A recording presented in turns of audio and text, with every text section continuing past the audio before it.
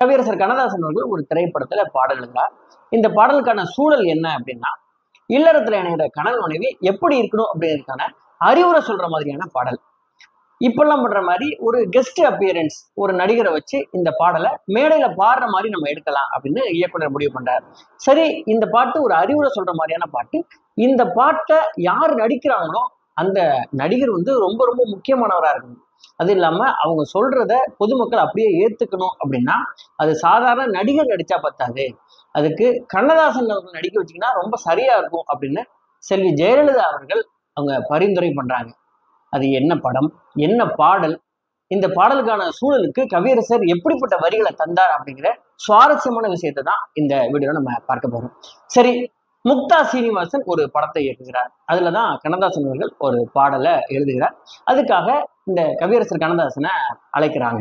சரி, இந்த முக்தா சீனிவாசன் அவர்களுக்கும் கண்ணதாசன் அவர்களுக்கும் இருக்கிற உறவை பத்தி நம்ம தெரிஞ்சுக்கணும். மாடர்ன் தியேட்டர்ஸ்ல சண்டமாரதம் அப்படிங்கிற ஒரு பத்திரிகையில ஆசிரியரா வேலை பார்த்தவர் கண்ணதாசன் அவர்கள். அவருடைய இளமை காலத்துல அங்க அதே மாடர்ன் தியேட்டர்ஸ்ல டைப்பிஸ்டா வேலை பார்த்தவர் தான் இந்த முக்தா சீனிவாசன். இந்த இளமையில இருக்கும் போதே ஒரு ரெண்டு பேரும் ஒரு நல்ல ஆரோக்கியமான நட்பு, நல்ல புரிதல் இருக்கிற ரெண்டு பேரும் நல்ல நண்பர்கள் அப்படின்னு நம்ம சொல்லணும். ஆனா இந்த முக்தா சீனிவாசன் அவர்கள் தயாரிப்பாளராகவும் இயக்குநராகவும் மாறினதுக்கு அப்புறம் இவருடைய படங்கள் எல்லாவற்றிலையும் கவியரசர் கண்ணதாசனை விட வாலி அவர்கள் அதிகமாக பாடல் எழுதியிருப்பார். அது ஏன்? இளமை காலத்துல இருந்து ரெண்டு பேரும் நல்ல ஃப்ரெண்ட்ஸ் அப்படின்றீங்க. ஆனா ஏன் இவருடைய படங்களுக்கு கவியரசர் அதிகமா பாடல் எழுதல அப்படின்னா அதுக்கு காரணம் கவியரசர் கண்ணதாசன் தான் அப்படின்னு திரு அண்ணாதுரை கண்ணதாசன் அவர்கள், அதாவது கண்ணதாசன் ஐயாவுடைய புதல்வர்களே சொல்லியிருக்கிறாங்க. ஏன்னா அப்போ கவியரசர் கண்ணதாசன் அவர்கள் எப்போதுமே அரசியல்லையும் சினிமாவிலையும் ரெண்டுலையுமே ரொம்ப பிஸியாக இயங்கி கொண்டிருந்த காலகட்டம். கவியரசர் காலையில வீட்டை விட்டு புறப்படும் போது வீட்டுக்கு வெளியில வாசலுக்கு நேரா எந்த கார் இருக்கோ அந்த கார்ல ஏறி போயிடுவாராம். இந்த இவருடைய வீட்டை சுற்றிலும் கார் நின்றுட்டே இருக்குமா. எந்த கார்ல போறாரோ அதுதான் ஃபர்ஸ்ட் கம்பெனி. அங்க போய் பாடல் எழுதிடுவாரு. அங்கிருந்து வேற ஒரு கம்பெனி காரை அனுப்பி கவியரசரை அங்கிருந்து அழைச்சிட்டு போயிட்டு பாடல் எழுதி அனுப்புவாங்களாம், எழுதி வாங்குவாங்களாம். அது மட்டும் இல்லாம இப்படி பாடல் எழுத போறப்ப அங்கிருந்து அரசியலுக்காக அழைச்சிட்டு போறவங்க உண்டு. இந்த மாதிரி ரொம்ப பிஸியாக இயங்கி கொண்டிருந்த காலகட்டம் கவியரசர் கண்ணதாசன். அவருடைய சூழல் அப்படி இருந்தது அப்படிங்கிறதுனால.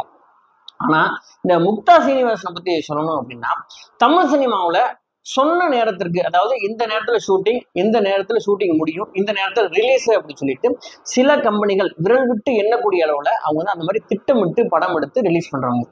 அந்த மாதிரியான நபர்கள்ல ரொம்ப முக்கியமானவர் இந்த முக்தா சீனிவாசன். அவர் கரெக்டா அவருடைய படம் எப்ப முடியும், எப்ப ரிலீஸ் ஆகும் அப்படின்னு சொல்லிட்டு திட்டமிட்டு எடுக்கிறதுல அவர் ரொம்ப தீர்மானமா இருக்கக்கூடியவர். அதனால தன்னுடைய படங்கள்ல கவியரசர் கண்ணதாசன் எழுதக்கூடிய பாடல்களுக்காக காலம் தாழ்த்துவது, படத்தை அதனால தள்ளி போடுறது அப்படிங்கிறது அவர்னால இயலாத காரியம். அப்படிங்கிறதுனால வாலியை வச்சுட்டு எல்லா பாடல்களையும் எழுதிடுவாரு. அதுவும் அப்படிப்பட்ட சூழ்நிலையில கூட தன்னுடைய படங்கள்ல கண்ணதாசனுடைய பாடல்கள் இருக்கணும் அப்படின்னு அவர் ரொம்ப பிரியப்படுவார். ஒன்று ரெண்டு பாடல்களை எழுதியும் வாங்கிடுவார். அப்படி கவியரசர் கண்ணதாசனும் முக்தா சீனிவாசனும் இணைந்து உருவாக்குற பாடல்லாம் காலத்தால அழியா சாகா வரம் பெற்ற பாடலா இருக்கும் அப்படிங்கிற எந்த விதமான சந்தேகமும் இல்லை. அப்படிப்பட்ட ஒரு சூழல்ல தான் 1973 சூரியகாந்தி அப்படின்னு சொல்லிட்டு ஒரு படத்தை இயக்குகிறார் முக்தா சீனிவாசன் அவர்கள். இந்த படத்தை தயாரித்தது வித்யா மூவிஸ் அப்படிங்கிற ஒரு ப்ரொடக்ஷன் தயாரிக்கிறாங்க. இதுக்கு கதை ஏஎஸ் பிரகாசம் அவர்கள், எம்எஸ் விஸ்வநாதன் அவர்கள் தான் இதுக்கு இசை அமைக்கிறாங்க. இந்த படத்தோட கதை என்ன அப்படின்னா, அதாவது கணவன் மனைவி ரெண்டு பேருமே வேலை பார்க்குறாங்க. இதுல கணவனோட மனைவிக்கு அதிகமான சம்பளம். எங்க தன்னோட அதிகமா சம்பளம் வாங்குறாளே மனைவி, இனிமேல் நம்மளை மதிக்க மாட்டாளோ, அவருடைய வளர்ச்சி ரொம்ப அபரிமிதமா இருக்கு அப்படின்னு சொல்லிட்டு அந்த கணவனுக்கு ஒரு தாழ்வு மனப்பான்மை வந்துருது. அந்த தாழ்வு மனப்பான்மை கொஞ்சம் கொஞ்சமா வளர்ந்து அவனுக்கு ஈகோவா மாறிடுது. அந்த ஈகோனால குடும்பத்துக்குள்ள பயங்கரமான பிரச்சனைகள் போயிட்டு இருக்குது. இப்படி பிரச்சனை போயிட்டு இருக்கிறப்ப அந்த ரெண்டு பேரும் சேர்ந்து ஒரு மேடை கச்சேரிக்கு போறாங்க. அந்த ரெண்டு பேரும் பக்கத்துல உட்காந்து கேட்கும் பொழுது அந்த மேடை கச்சேரியில இருந்து பாடுறாரு, ஒரு நபர் பாடுறாரு. அந்த பாடல் எப்படி இருக்கும்னா இந்த ரெண்டு பேருடைய சூழலை சொல்ற மாதிரி இருக்கணும். இதுதான் அந்த பாடலுடைய அந்த சூழல். இதுக்கு எம்எஸ் விஸ்வநாதன் அவர்கள் ஒரு அழகான டியூனை போடுறாரு. கவியரசர் வழக்கம் போல அங்க உட்கார்ந்து சில நிமிடங்களே யோசிச்சுட்டு எழுதிக்க கண்ணப்பா அப்படின்னு சொல்லிட்டு உடைய உதவியாளத்தை சொல்லுவாராம். உடனே அது சொன்ன அடுத்த செகண்ட்லயே, சிச்சுவேஷன் சொன்ன அடுத்த செகண்ட்லயே வரிகள் அப்படியே அள்ளி வீசுவாராம் கவியரசர்.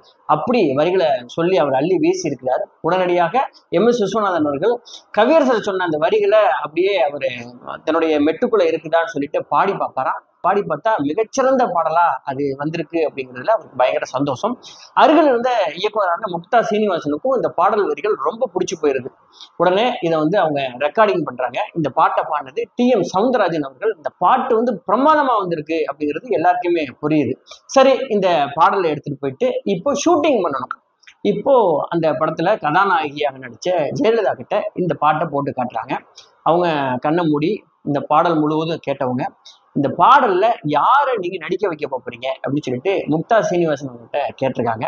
அப்போ முக்தா சீனிவாசன் சொல்லியிருக்காரு, ஒண்ணு மேஜர் சுந்தரராஜனை நடிக்க வைக்கலாம், இல்லை அப்படின்னா பூர்ணம் விஸ்வநாதனை நடிக்க வைக்கலாம்னு நினைக்கேன் அப்படின்னு அவர் சொல்லியிருக்கிறாரு. சொன்ன உடனே ஜெயலலிதா என்ன சொல்லியிருக்காங்கன்னா, இல்ல இந்த பாடல்ல கணவன் மனைவியா பக்கத்துல உட்கார்ந்துருக்கும் போது எங்களுக்கு சொல்ற அட்வைஸ் அப்படிங்கிறது ஒரு புறம் இருந்தாலும், இந்த பாடலை பாடுறவரு இந்த பாடல் வரிகள் அவ்வளோ அற்புதமா அவ்வளோ கனமான ஒரு பாடல் வரிகள் ஆகுறதுனால இது பொதுமக்களுக்கு போய் சேரணும் அப்படின்னா இந்த வரிகளை சொல்றவர் அதுக்கு தகுந்த ஒரு அறிவுரை சொல்ற மாதிரியான ஒரு நபரா இருக்கணும், ஒரு ஒரு மேன்மை பொருந்திய ஒரு நபரா இருக்கணும். அந்த மாதிரியான நபர் ஒரு சொன்னார்னா இந்த வரிகள் பொதுமக்கள்கிட்ட அப்படியே போய் சேரும் அப்படின்னு சொல்லிட்டு அவங்க சொல்லுது.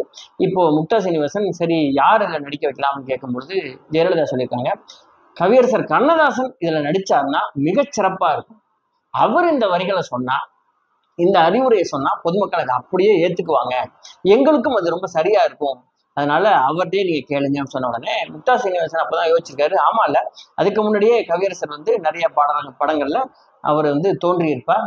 இப்போ முக்தா சீனிவாசனுக்கு ரொம்ப சரியான பொருத்தமான தேர்வு ஜெயலலிதா சொன்னதுன்னு தெரிஞ்ச உடனே கவியரசர்கிட்ட போயிட்டு கேட்டிருக்காரு, இந்த மாதிரி ஷூட்டிங் ஆரம்பிக்கும் போது கவிஞர்னு சொல்ல மாட்டாரா முக்தா சீனிவாசன், இதுதான் அண்ணாதுரை கண்ணதாசன் அவர்கள் தான் பதிவு பண்ணியிருக்கார். இவங்க 2 பேரும் ஆரம்ப கால நண்பர் அப்படிங்கிறதுனால இவர் ஆசிரியரா வேலை பார்த்தப்ப ஒரு டைப்பிஸ்ட் இல்லையா, அதனால ஆசிரியரே அப்படின்னு தான் ஆரம்பிப்பாராம். இப்போ முக்தா சீனிவாசன் கவியரசர்கிட்ட போயிட்டு, ஆசிரியரே அந்த ஷூட்டிங் ஆரம்பிக்கணும், அதுக்கு யார் நடிக்க போறான்னா நீங்க தான் நடிக்கிறீங்கன்னு சொன்ன உடனே நானா அப்படின்னு சொல்லிட்டு சிரிச்சாராம் கவியரசர். நடிப்புங்கிறது அவருக்கு ரொம்ப பிடித்தமான ஒரு விஷயங்கிறதுனால அவர் அதை ஒத்துக்கிட்டு அந்த பாடல்ல அவர் நடிச்சிருக்கிறார். அது என்ன பாடல் அப்படின்னு இது வரைக்கும் நான் சொல்லல, நீங்க கண்டுபிடிச்சிருப்பீங்க கண்டிப்பா. அது என்ன பாடல் அப்படின்னா, பரமசிவன் கழுத்தில் இருந்து பாம்பு கேட்டது கருடா சௌக்கியமா. தயவு செஞ்சு இந்த பாடல் ஒரு முறை கேளுங்க. இந்த பாடலை உங்களுக்காக நான் டிஸ்கிரிப்ஷனோட லிங்கை கொடுக்குறேன். இந்த பாடலுடைய வரிகளை உங்களுக்காக நான் ஒரு முறை படிக்கிறேன்.